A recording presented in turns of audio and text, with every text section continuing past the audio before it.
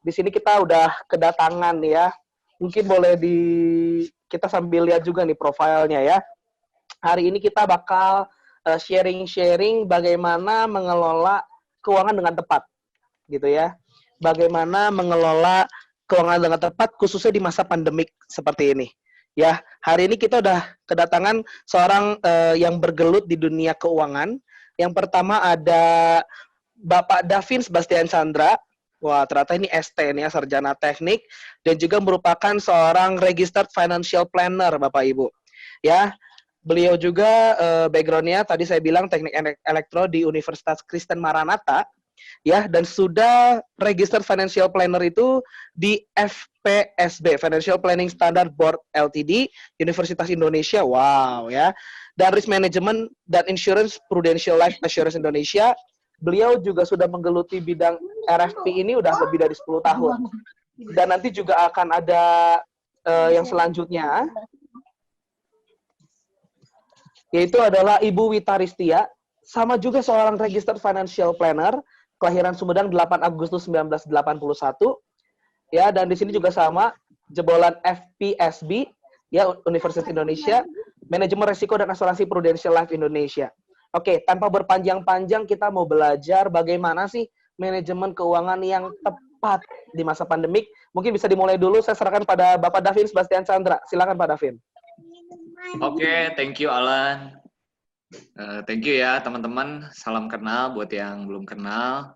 Saya Davin.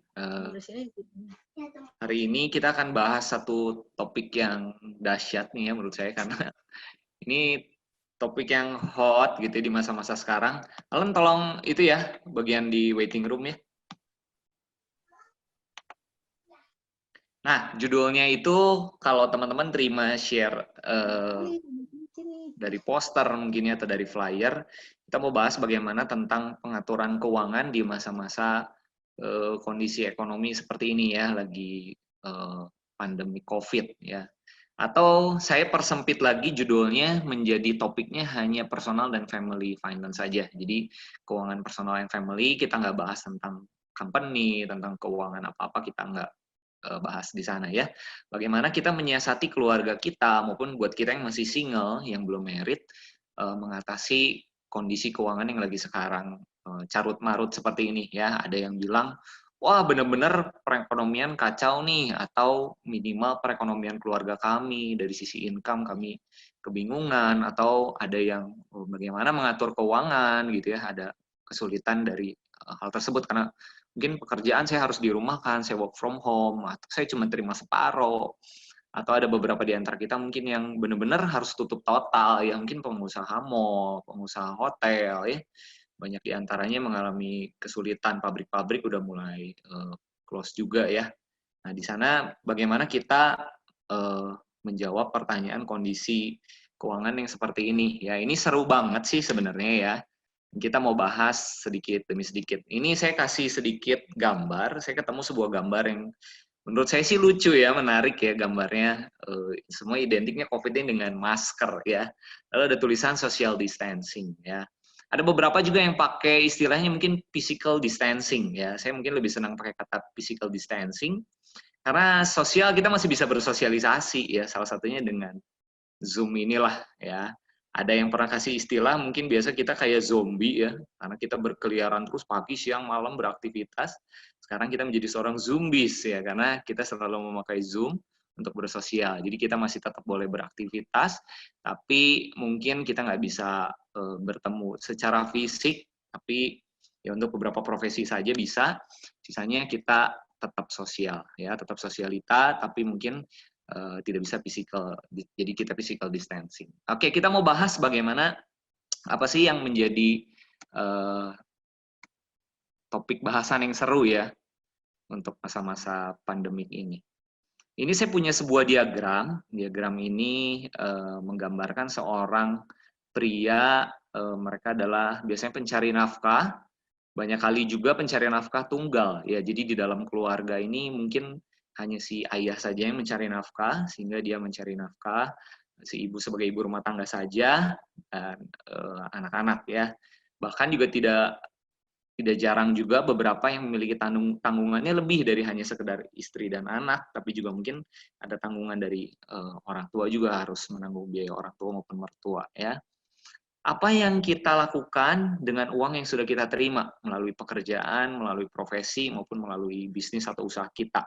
Ya, kita akan terima 100%, lalu kita bagi lagi.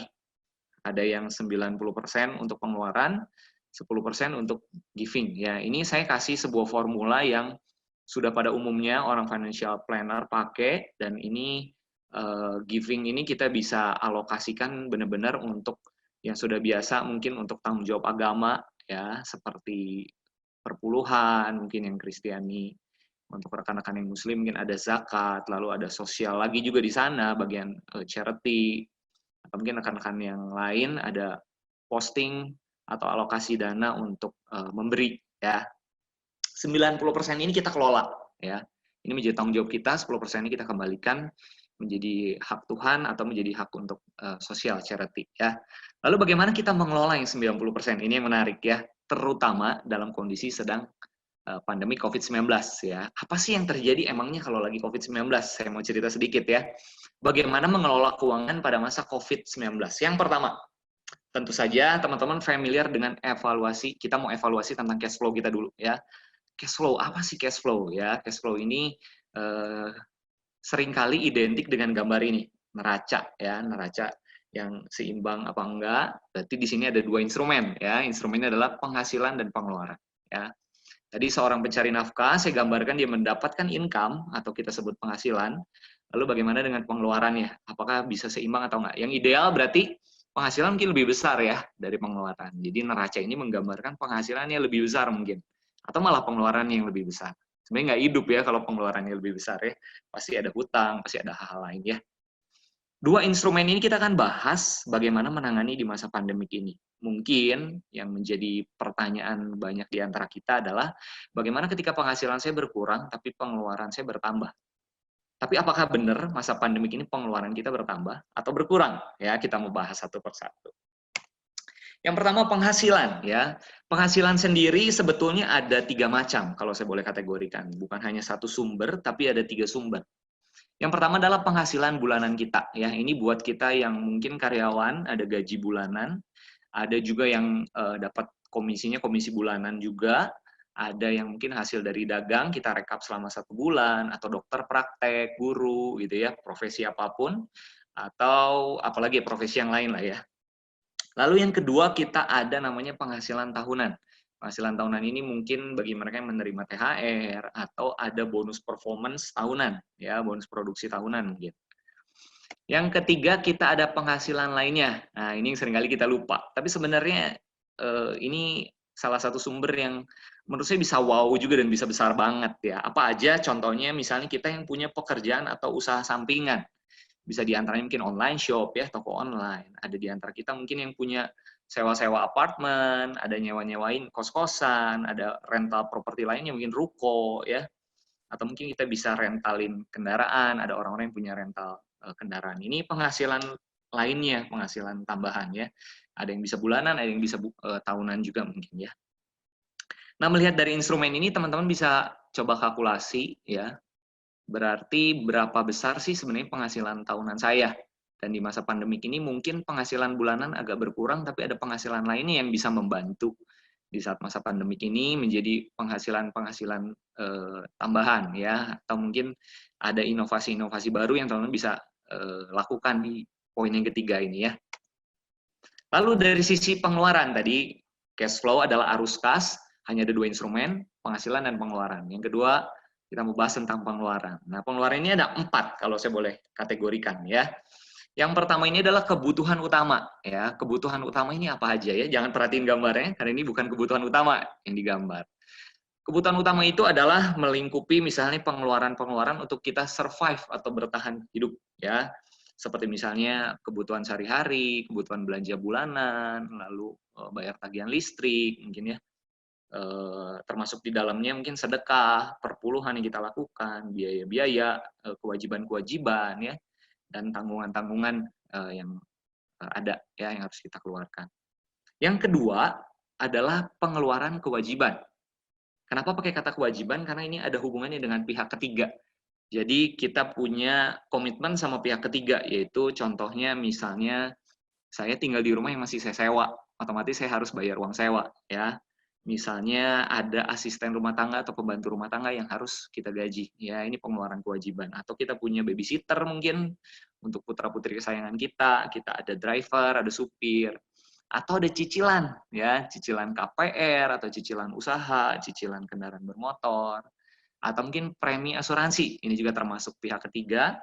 Lalu ada juga ini yang tentunya banyak menjadi pergumulan kita adalah uang SPP anak-anak, ya. Ini juga adalah pihak ketiga yang wajib sebagai sebuah pengeluaran kategori level 2. Kita masuk ke level 3, ini ada pengeluaran tambahan, ya. Ini pengeluaran tambahan ini saya kasih clue, katanya adalah entertain, ya. Ini boleh digambarin sama gambar yang sudut kanan atas ini, ya.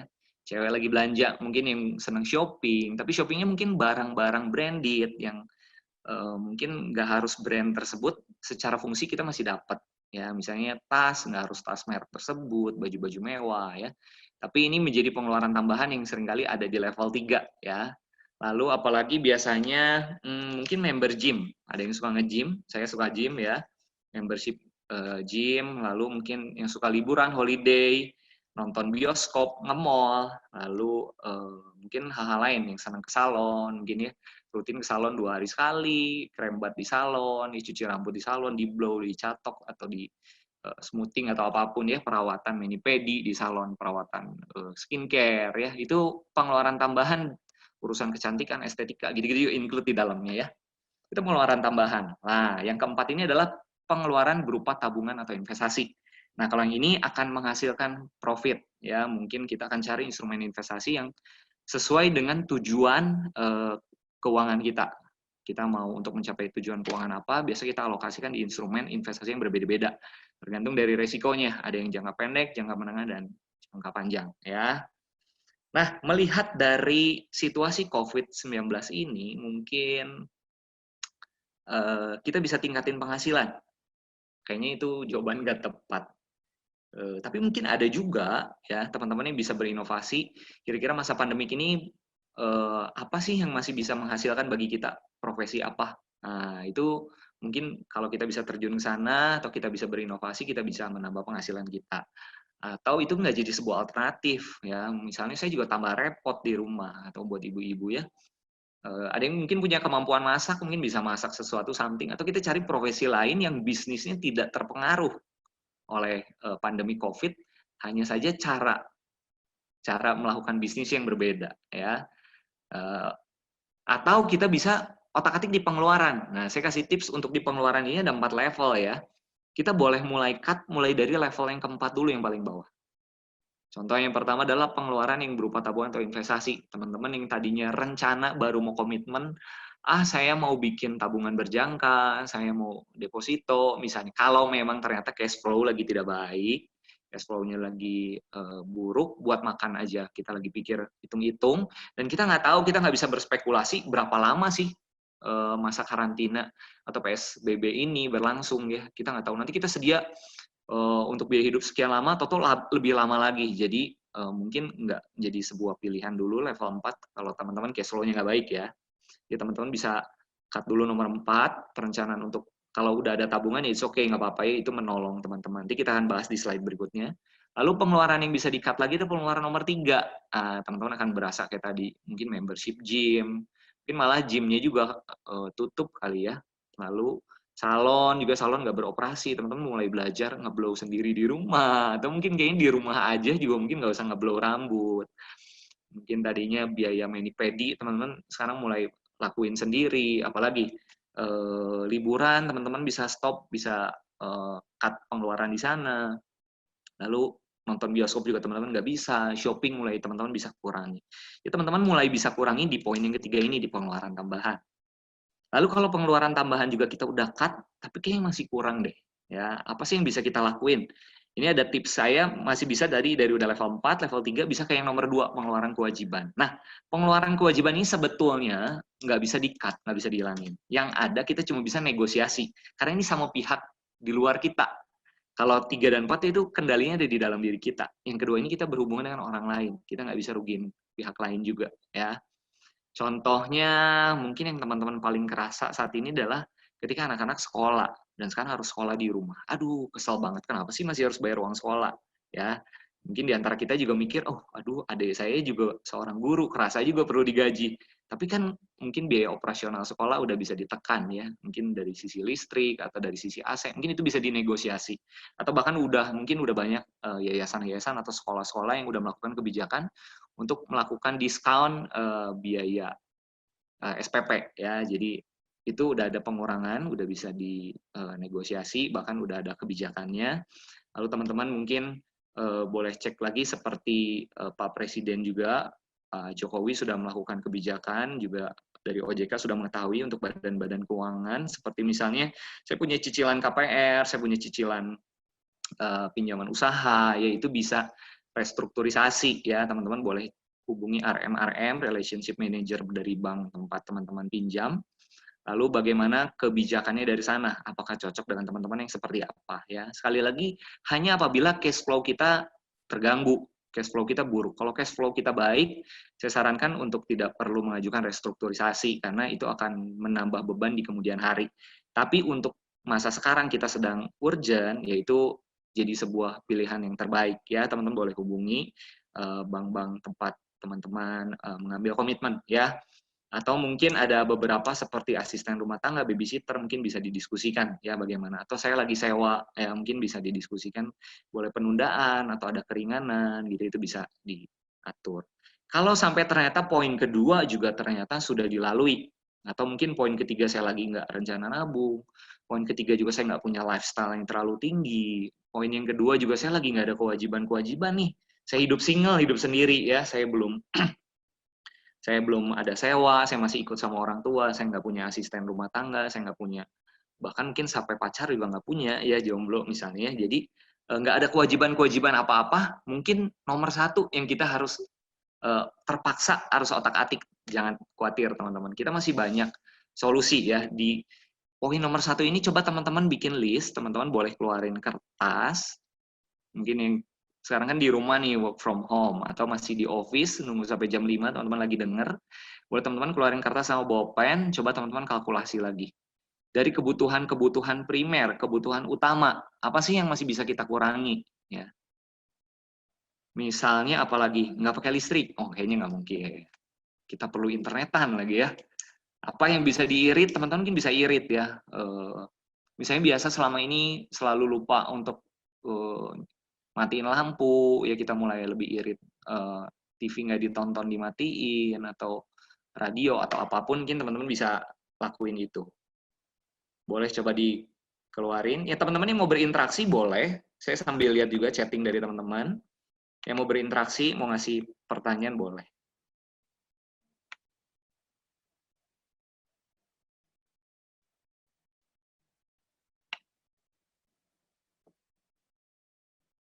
Jadi misalnya yang pertama, teman-teman boleh kasih list di kertas biaya sekolah anak berapa sih sekarang. Ditulis nomor 1. Poin nomor 2, apakah ada cicilan KPR? Berapa sih cicilan KPR teman-teman? Atau cicilan kendaraan bermotor teman-teman? Ya. Lalu yang ketiga mungkin biaya yang masih pakai biaya, masih ada biaya telepon, biaya internet, package ya. Atau ada biaya asisten rumah tangga, biaya membership ya. Lalu mungkin ada yang belanja harian, ada yang belanja bulanan, nominalnya berapa coba ditulis.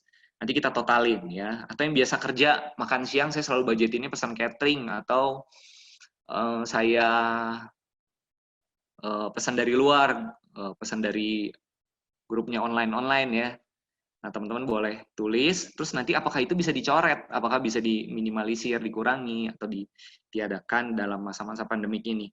Lalu perawatan kecantikan mungkin kita bisa ganti alternatif, kita cari maskeran sendiri, atau misalnya lakukan banyak hal sendiri ya.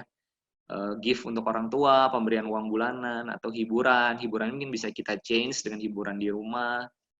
Lalu apalagi ya, tagihan air, mungkin kita bisa irit juga tagihan air, teman-teman boleh tulis di kertas berapa nominalnya. Transportasi, nah ini sepertinya transportasi kita bisa irit. Biasanya mungkin kayak saya selama stay di Bandung sebulan, bensin mungkin bisa 1,2, 1,3 juta. Sekarang kayaknya bensin hampir nggak keluar sama sekali ya, kita bisa irit karena saya banyak stay at home ya, saya work from home, saya kerja dari rumah. Lalu mungkin yang biasa traveling ya udah di cancel, ada refund, dana biaya untuk tax atau apa. Nah sekarang setelah tadi saya bacain list-list untuk kebutuhan utama, teman-teman boleh catat di kertas lalu di total. Boleh yang mau respon, mau kasih sampaikan sesuatu boleh. Di chatting aja ya. Saya sambil lanjut ya. Nah dari sana kita bisa mulai buat teman-teman yang baru join. Jadi kita udah bahas tentang cash flow, mulai dari penghasilan, pengeluaran. Lalu 4 poin pengeluaran ini mulai dari level 1, 2, 3, 4. Teman-teman bisa cut mulai dari 4 dulu ya. 4 ke 3, ke 2. Kalau sampai semua udah di-cut, teman-teman masih ada kesulitan, mulai teman-teman cek kebutuhan utama teman-teman apa yang bisa diatur ya. Mungkin sampai kebutuhan utama kalau sampai bener-bener ini ya, bener-bener musibah banget teman-teman berat, ya mungkin teman-teman bisa sampai beras juga mungkin teman-teman ganti mereknya, tipe berasnya mungkin supaya ada pengiritan lebih murah. Atau jenis sabunnya, mungkin biasa pakai sabun cair yang lebih mahal, sekarang sabun batang atau sabun colek gitu ya, atau pakai jenis merek yang lebih murah, mungkin bisa teman-teman jadikan alternatif ya.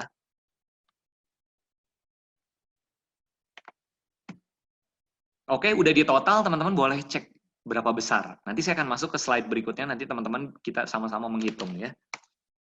Lalu bagaimana mengelola keuangan tadi? Poin yang pertama tadi kita bicara soal cash flow ya. Yang kedua kita bicara soal kalkulasi ulang tujuan keuangan ya. Saya yakin teman-teman di sini yang hadir punya perencanaan keuangan ya. Misalnya saya rencana untuk kuliahin anak saya masih berapa belas tahun lagi atau mungkin udah tinggal 5 tahun lagi dan teman-teman udah alokasiin dana ya.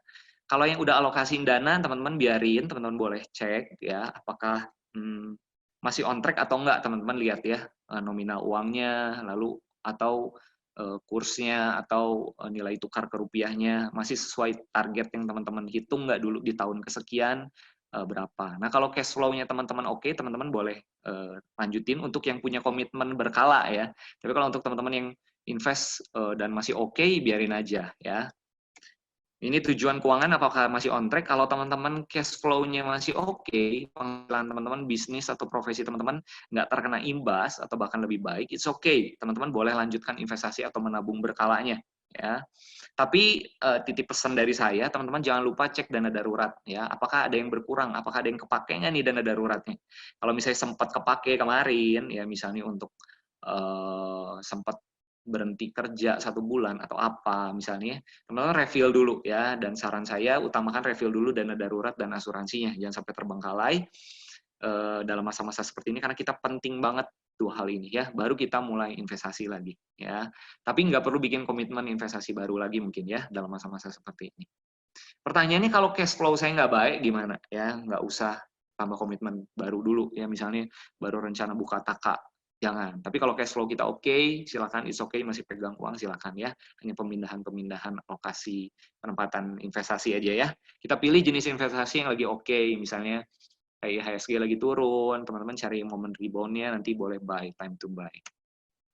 Dan tidak disarankan untuk membuat sebuah komitmen baru seperti hutang atau kewajiban baru. Jadi masa-masa kayak gini mungkin kalau memang kondisi kita lagi buruk, cash flow-nya ya jangan bikin hutang baru ya, jangan bikin komitmen baru. Saya juga coba cek beberapa perbankan memang nggak menerima pengajuan kredit, tapi kecuali mereka menganalisa dan memang kondisi keuangannya baik, cash flow-nya masih oke, mereka juga seneng karena mereka juga lagi membutuhkan ya.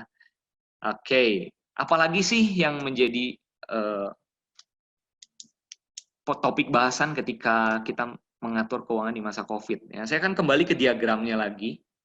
Seorang pencari nafkah ya menghasilkan uang 100% mereka kelola, 10% kita alokasikan untuk giving, tadi udah saya jelaskan ya, untuk tanggung jawab keagamaan maupun untuk charity ya.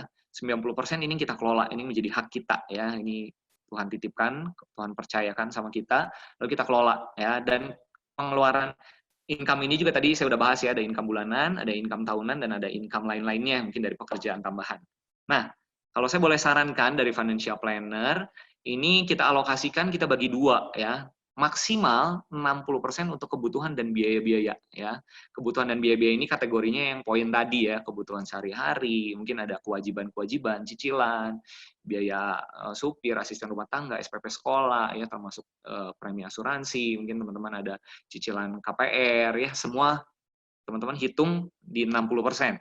Karena biasa cicilan juga memang maksimum 30% ya, atau sepertiga dari income bulanan kita ya, atau income tahunan ya. Itu tergantung kebijakan dari perbankan atau lembaga leasingnya ya. Lalu 30% ini kita alokasikan untuk persiapan masa depan. Nah, mungkin ini berkaitan juga sama tadi tujuan-tujuan rencana keuangan kita ya. Tujuan-tujuan rencana keuangan kita apa aja? Seperti apa sih persiapan masa depan? Ini kalau saya boleh split lagi seperti ini ya. Jadi ada 20% ini untuk masa depan, perencanaan masa depan yang direncanakan. Jadi teman-teman persiapan masa depan, tapi untuk masa depan yang terencana. Apa sih contohnya? Misalnya saya menabung untuk anak saya kuliah nanti, biaya kuliahnya nanti. Saya menabung untuk saya pensiun nanti mungkin. Karena waktu pensiun, saya juga berharap saya nggak mau ngebebanin anak saya, sehingga saya bisa menjadi orang tua yang mandiri gitu ya, tidak membebani anak-anak juga mungkin nanti ketika mereka menikah, mereka punya tanggung jawabnya juga sama anaknya mereka, sama istri atau sama suaminya mereka, sehingga tidak membebani. Jadi kita menjadi orang tua yang bijak. Nah ini sangat amat perlu teman-teman perhatikan dan persiapkan ya. Seringkali kita lupa, kita hanya terus mengurusi yang warna merah, yang 60% ini kita lupa bagaimana kita mengatur yang 30%-nya ya. Dan di sini saya kasih alokasinya jadi 2 ya, bukan seluruhnya untuk yang terencana. Karena percayalah seluruh kehidupan kita semuanya tidak ada di dalam kendali tangan kita. Saya percaya semua di antara kita nggak ada yang merencanakan, ya Tuhan, saya nanti hidupnya pas umur 50-an pengen sakit dong gitu ya. Saya kena penyakit apa, atau saya kena musibah apa, jadi hidup saya sengsara. Kayaknya nggak ada deh. Atau saya merencanakan ada kejadian kebangkrutan gitu, kayaknya nggak ada. Semua kita mengharapkan kehidupan kita naik terus, ya. Bahkan kalau bisa naiknya eksponensial. Tapi tidak bisa kita pungkiri ada kondisi-kondisi yang akan kita alami, yang kita sebut risiko, ya. Risiko itu sesuatu yang datangnya kita nggak tahu kapan, sesuatu yang tidak direncanakan, sesuatu yang tidak diinginkan terjadi dalam hidup kita. Nah, itu yang kita perlu manage, itu yang harus kita atur. Dan kita alokasikan di sini, menurut ilmu financial planning, 10%. Nah, lalu bagaimana kita mengatur yang 10% ini? Kok bisa optimal untuk mengcover dan melindungi yang 60% dan yang 20%. Ya, saya kasih warna di sini merah, biru, dan hijau. Ya, seperti apa sih ya dana darurat? Tadi saya sempat singgung soal dana darurat. Teman-teman jangan lupa ketika punya tujuan goal keuangan, tujuan-tujuan keuangan, cek dulu apakah dana darurat teman-teman masih ready atau enggak. Apa sih dana darurat? Nah, ini yang sebenarnya kita akan bahas lebih dalam ya. Walaupun ini bagian yang kecil 10%, tapi ini bagian yang sangat penting ya. Jadi teman-teman perlu perhatikan persiapan masa depan yang 30% ini, 20% yang untuk masa depan yang terencana, 10% yang darurat yang di luar rencana ya. Bagaimana 10% ini bisa mengcover?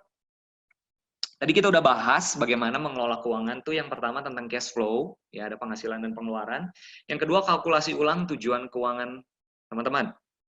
Yang ketiga, nah, cek dana darurat atau emergency fund-nya kita. Ya. Teman-teman kalau lihat di slide saya, ada sebuah gambar. Kira-kira gambar apa? Gambar kotak P3K ya. Nah, biasanya kita tahu kotak P3K ini untuk apa? Pertolongan pertama pada kecelakaan.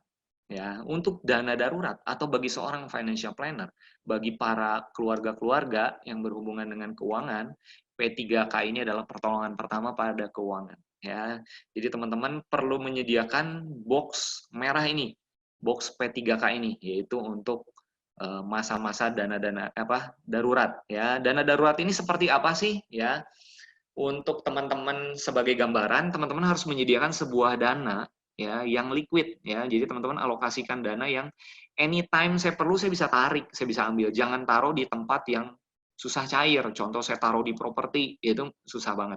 Kondisi kayak gini saya perlu, terus saya mau jual rumah, saya mau jual tanah, itu nggak liquid banget, itu sangat susah ya. Jadi teman-teman harus taruh, alokasiin di satu jenis instrumen dana yang liquid ya, contohnya mungkin di rekening ya.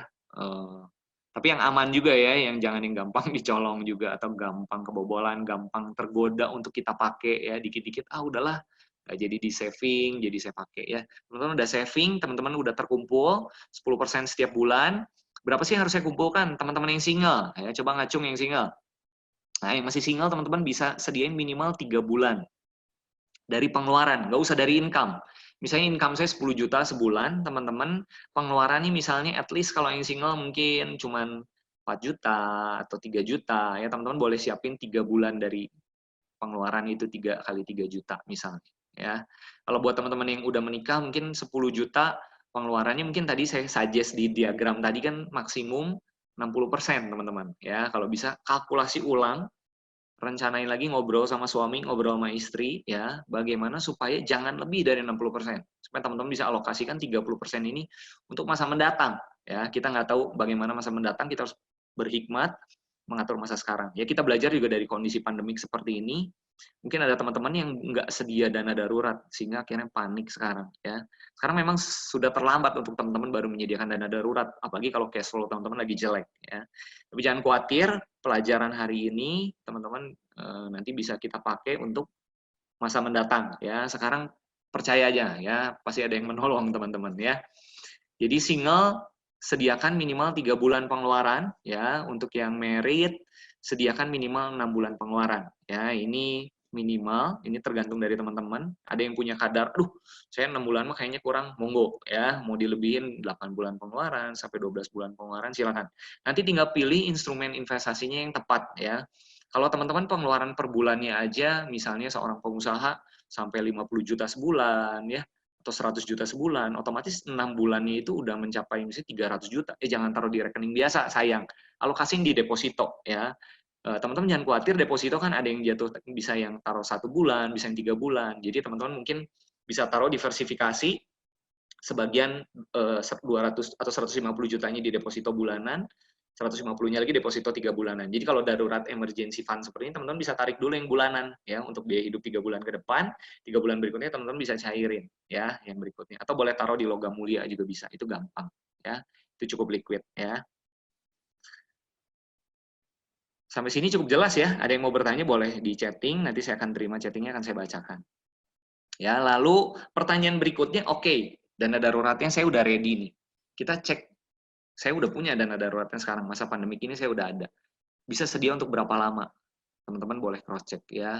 Lalu selain saya hitung dari pengeluaran saya tadi, saya punya dana darurat sekian, saya bagi sehingga berapa bulan saya bisa bertahan. Jangan lupa ada poin berikutnya. Apakah ada orang-orang yang bergantung secara finansial sama kita? Mungkinkah itu pasangan kita, anak kita, atau bahkan mungkin orang tua kita, ya, atau mungkin ada asisten rumah tangga, ada supir, atau ada babysitter ya, yang secara finansial mereka bergantung sama kita. Ya, itu rekan-rekan boleh cek semuanya bagaimana. Lalu kalau memang ada ketidaksanggupan dari kita, mungkin kita bisa sampaikan sama mereka jauh-jauh hari ya, supaya mereka juga mungkin bisa berinovasi atau mencari alternatif lain ya, atau mungkin ada yang diberikan jalan lain lah ya. Jadi itu boleh didiskusikan, dipersiapkan sebelumnya. Jadi teman-teman sudah kalkulasi terlebih dahulu. Ya kalau enggak, mungkin teman-teman bisa cross check aset-aset teman-teman yang ada ya. Teman-teman bisa punya aset apa lagi, cek ada barang-barang yang mungkin selama ini kita nggak pakai, ya nggak berguna. Mungkin ada sepeda yang dulu kayaknya saya beli terlalu mahal, atau sepeda saya punya 3, saya kayaknya pakai 1 sepeda masih oke, ya mungkin kita bisa jual 2 sepeda kita. Atau mungkin teman-teman ada yang kendaraan ya bisa dijual, ini kayaknya saya nggak tepat nih kendaraannya saat ini, yang mau jual mungkin boleh ya. Sebentar.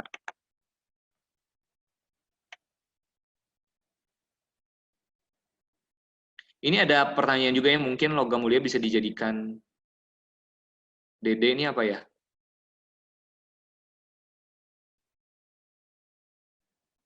Oh, dana darurat ya. Mungkin logam mulia bisa dijadikan dana darurat jika sudah punya, bukan baru ngumpulin dana darurat. Logam mulia yang sudah punya dijadikan dana darurat karena logam mulia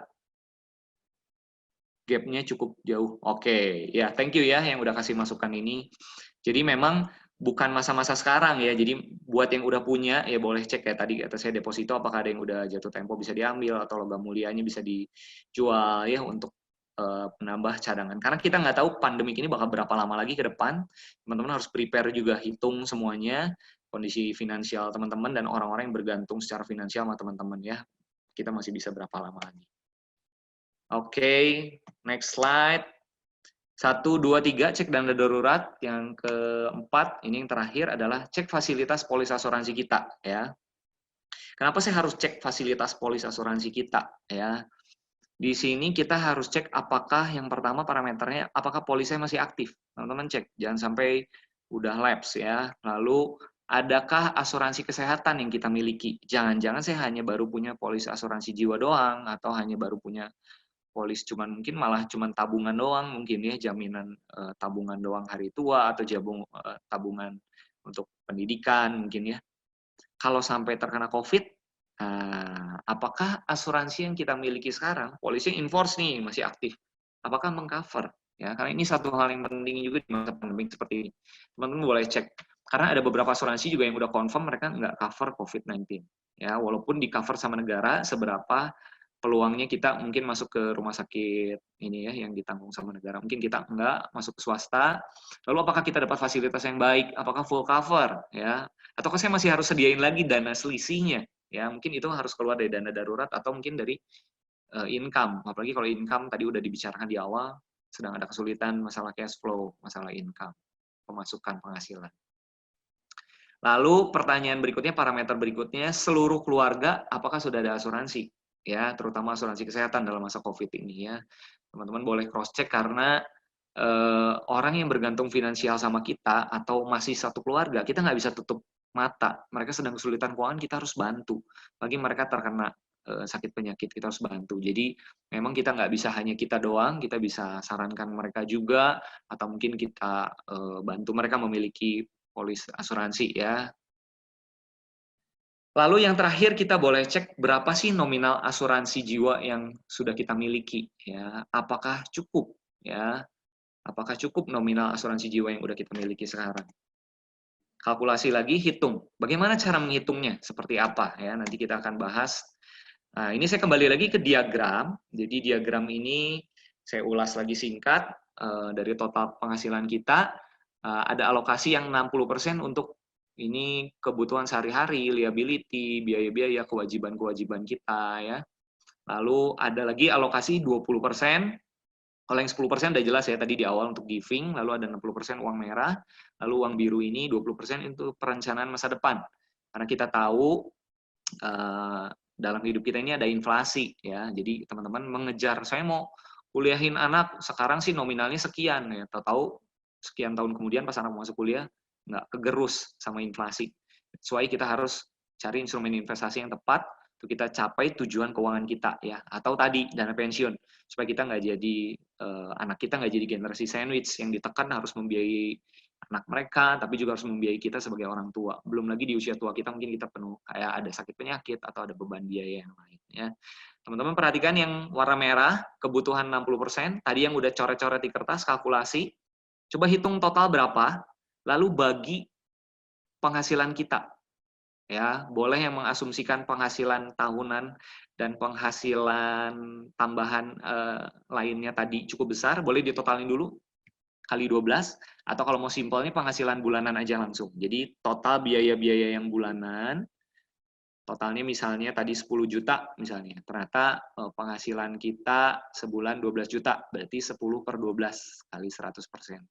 Apakah sudah di bawah 60%? Ya, kalau belum 60%, masih di bawah 60% bagus ya. Berarti alokasi kita untuk persiapan masa depan banyak banget, porsinya more than 30% ya. Tapi kalau misalnya ternyata teman-teman, aduh saya 70, saya 73 atau bahkan 80-90% atau ada yang semuanya bahkan saya nggak giving 10%. Wah, hati-hati teman-teman, harus koreksi banget ya. Teman-teman cek lagi kondisi keuangan teman-teman, perbaiki dulu ini. Lalu ini yang menjadi concern saya ya hari ini. Kita seringkali otak-atik terus yang warna merah. Kita lupa sediain yang warna hijau. Padahal yang paling penting adalah yang warna hijau, di mana teman-teman harus menyediakan dana darurat.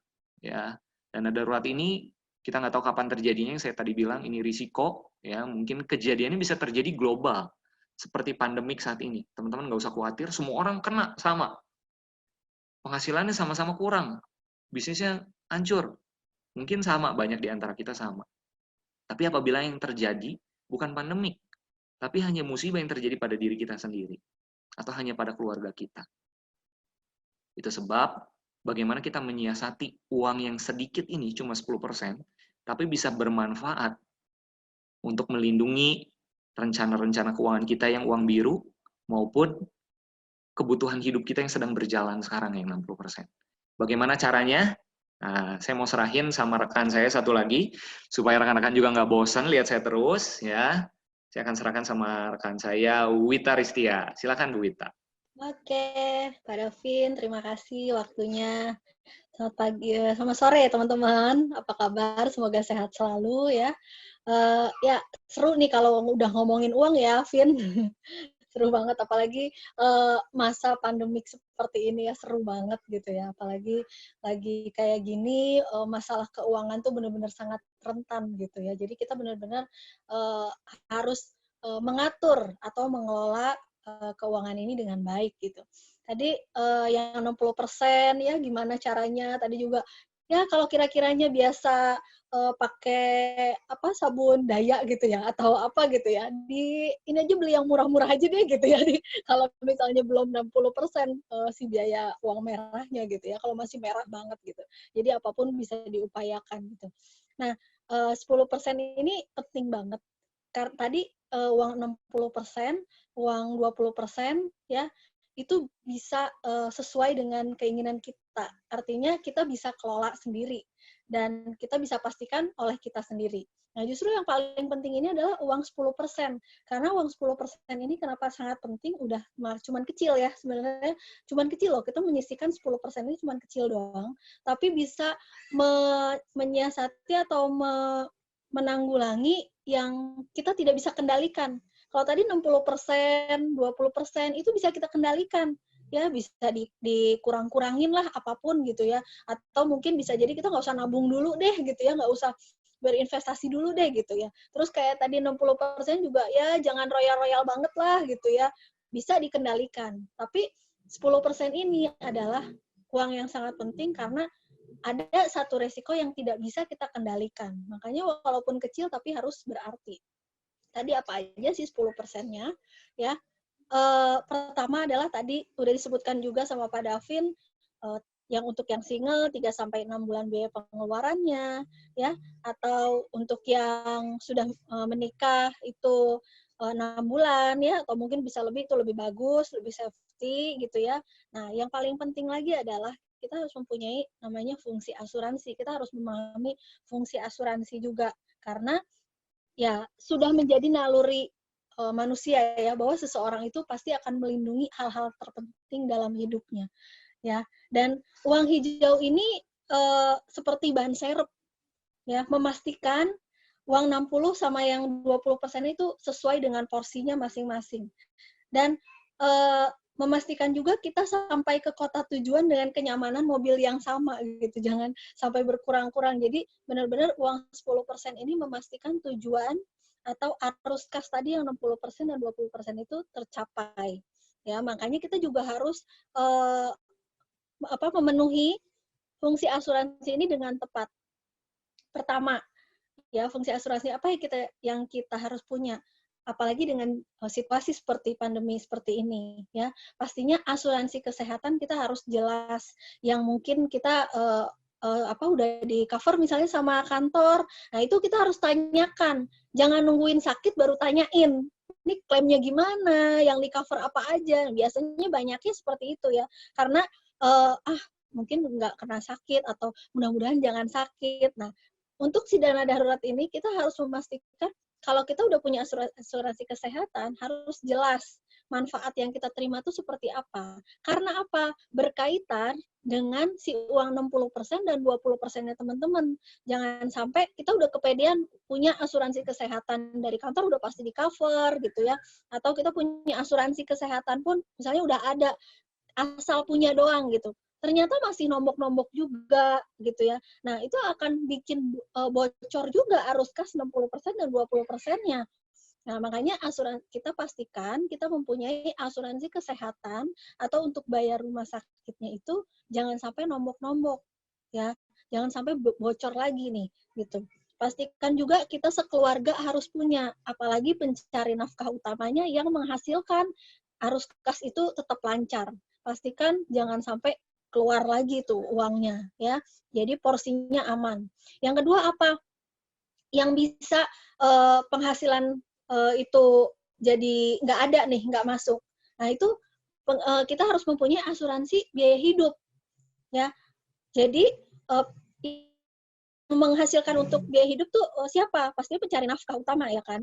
Nah pada saat pencari nafkah utama itu apa yang menyebabkan tidak bisa menghasilkan lagi keuangan itu?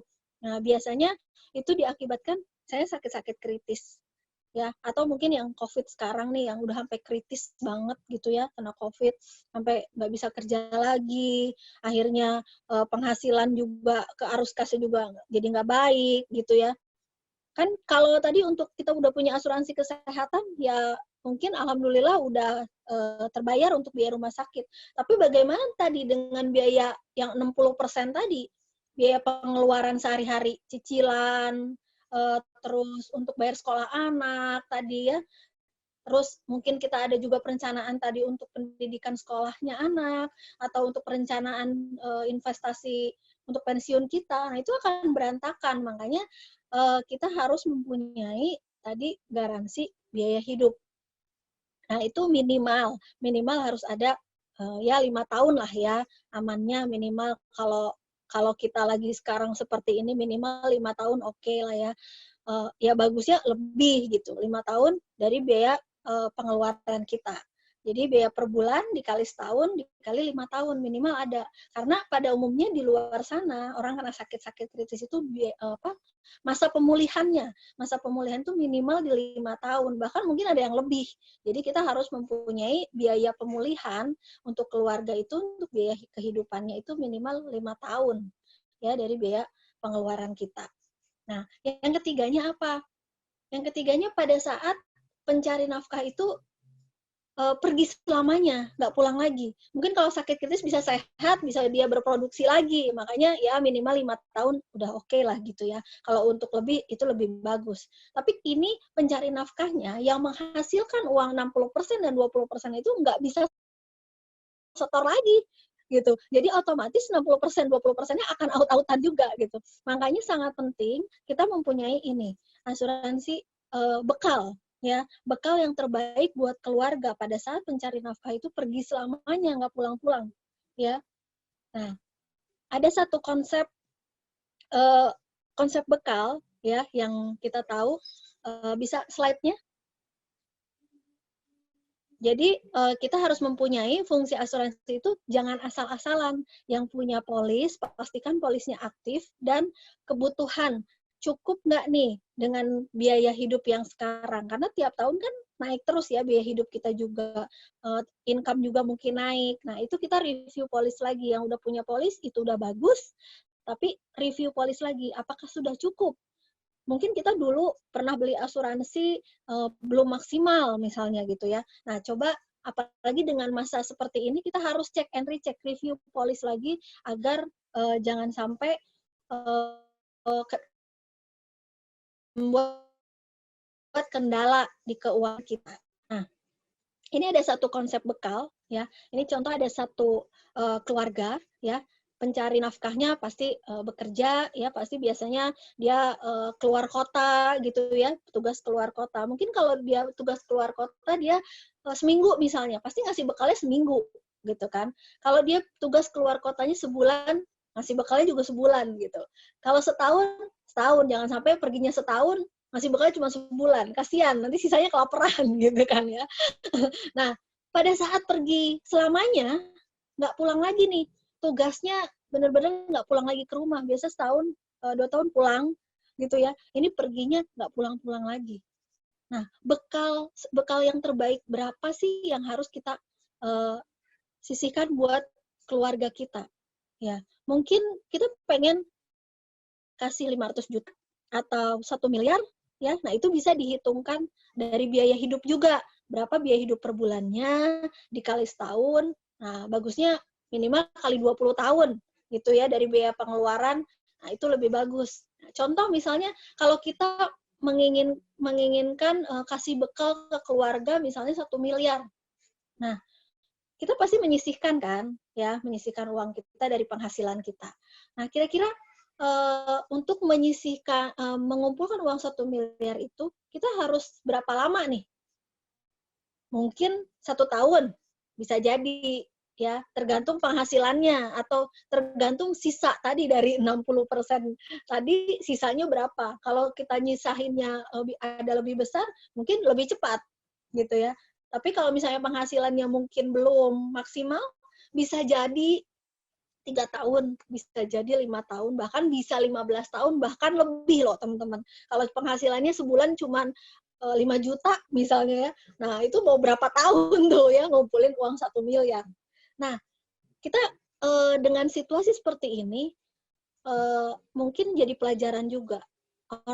Data orang meninggal itu banyak banget ya selalu ditampilkan.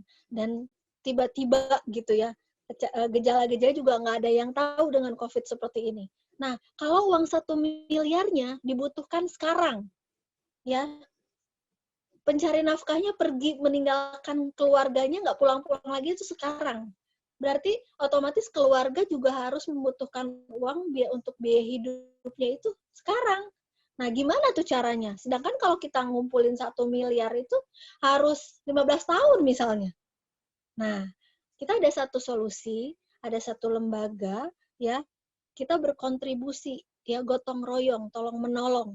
Ya, ibarat kalau kita dari mulai kita dilahirkan, kita juga ditolong ya sama orang, sama dokter gitu ya, untuk kita lahir ke dunia gitu kan. Nah, ketika kita meninggal juga kan, nggak mungkin kita bisa nguburin, mandiin sendiri gitu, kan juga ditolongin sama orang. Nah, sama, sekarang juga kita bisa ikhtiar tolong menolong, membantu keluarga kita. Kita berkontribusi sama-sama, bahkan ini ya kalau keluarga kita juga gitu kan ya, tolongin dong, saya pinjam 500.000 misalnya. Gotong royong nih sesama keluarga gitu kan. Ada yang ngasih 100.000, ada yang ngasih 50.000 kayak gitu. Nah, ini jumlahnya besar ya. Pesertanya sangat besar. Sampai sekarang itu kurang lebih 400 ribuan orang peserta berkontribusi ke sini untuk tujuannya adalah tolong menolong, untuk membantu tadi pada saat salah satu peserta itu tertanggung, itu ada yang sampai pergi selamanya tadi ya, atau ada yang sakit tadi. Nah, ambil dari uang kas ini. Ya, contoh satu keluarga, misalnya bulan pertama ada yang meninggal. Nah, itu kita kontribusi nih dari uang ini. Bulan kedua ada lagi, ya, bulan ketiga ada lagi. Ini sampai bulan ke-12.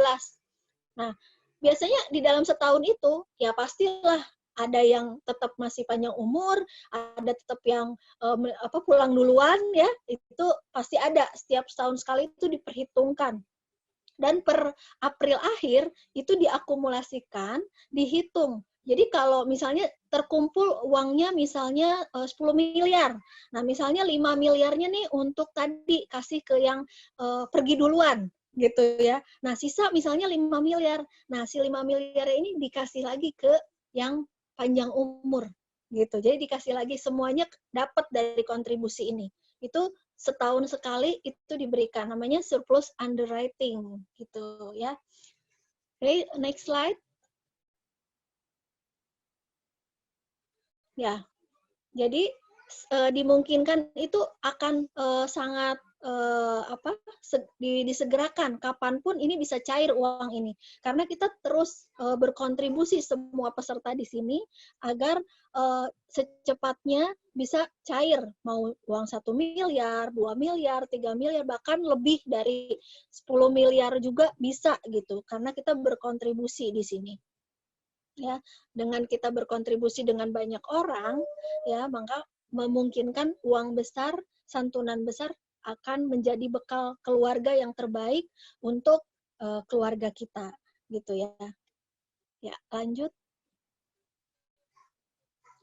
Nah, jadi kita berbagi gitu ya, tolong menolong dalam satu keluarga.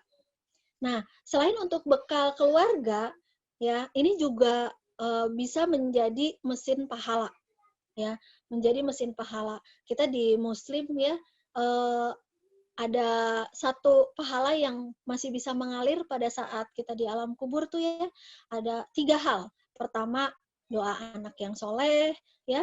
Yang kedua adalah ilmu yang bermanfaat. Yang ketiga adalah wakaf, infak, sodakoh. Ya, pada saat itu terjadi, itu pahalanya terus mengalir. Nah, ini adalah satu fasilitas juga. Selain mungkin kalau bekal kita udah nyiapin nih buat keluarga gitu ya, udah rumah udah satu-satu, investasi udah banyak misalnya gitu ya. Nah, kita bisa juga ini untuk fasilitas kita untuk akhirat kita gitu. Ini akan terus mengalir mesin pahala ini ya. Jadi selain kita bekal dunia buat keluarga, bekal akhirat juga bisa gitu. Nah, bagaimana secara detail konsepnya secara lebih jelas lagi, mungkin para pengundang teman-teman atau yang ngajakin ke sini itu bisa ditanyain lebih jelasnya apa tuh maksudnya untuk mesin pahala atau bekal, karena teman-teman ini bagus banget ya, kita punya diproteksinya 20 tahun, setornya kita cuma 10 tahun. Ya, bahkan pada saat jatuh tempo di 20 tahun, uang yang kita setorkan itu bisa kita dapetin lagi, bisa buat tambahan dana hari tuanya juga gitu ya. Mungkin yang masih punya anak-anak kecil ya, selain kita juga untuk menggaransi pendidikannya mereka, nanti pada saat 20 tahun panjang umur orang tuanya ada tambahan juga pensiun buat orang tuanya. Begitu. Ya, lanjut.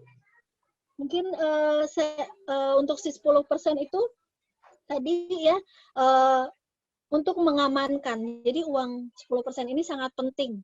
Ya, kadang-kadang orang selalu melihatnya ke 60%, gimana caranya untuk mengatur itu. Tapi lupa untuk mempersiapkan uang 10% yang kita tidak bisa kendalikan. Kalau uang 60%, 20% itu bisa kita kendalikan. Selagi kita sehat, kita masih panjang umur, bisa berupaya, itu bisa kita kendalikan. Tapi uang 10% ini, nah disinilah yang harus kita punya. Karena ada sesuatu hal yang tidak bisa kita kendalikan.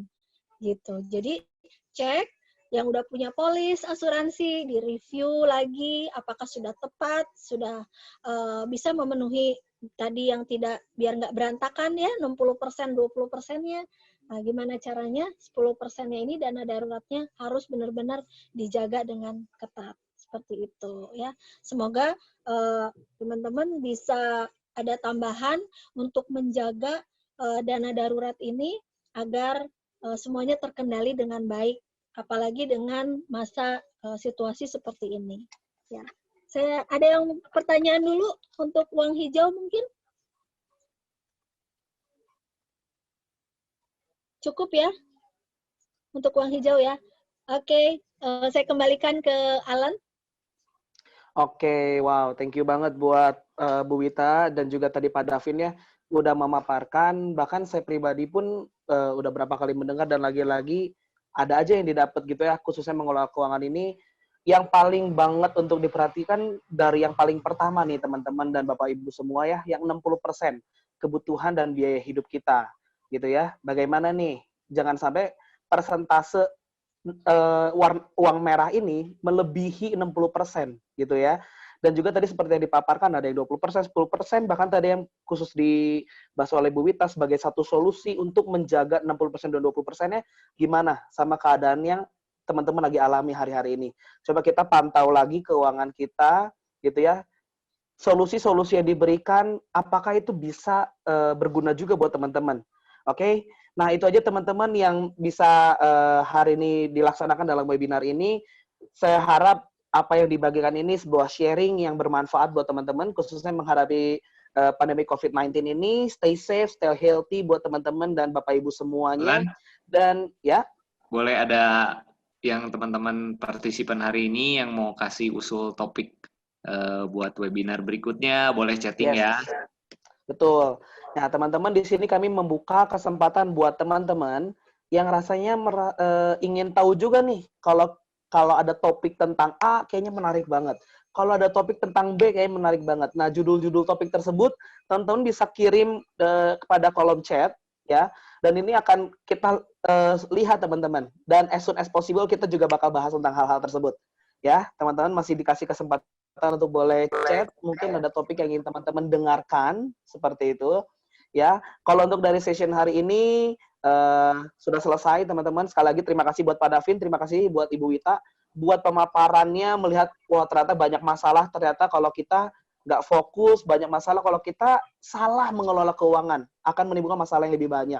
Bahkan sampai tadi di titik yang Bu Wita sudah memberikan solusi demi solusi bagaimana menangani kondisi-kondisi seperti ini. Oke, terima kasih Pak Davin dan Ibu Wita. Terima kasih juga buat Bapak Ibu yang udah mengikuti webinar hari ini. Sukses buat Bapak Ibu semua menghadapi pandemi COVID-19. Sukses dalam mengelola keuangan kita masing-masing. Dan sampai jumpa di pertemuan selanjutnya. Oke, terima kasih. Selamat sore.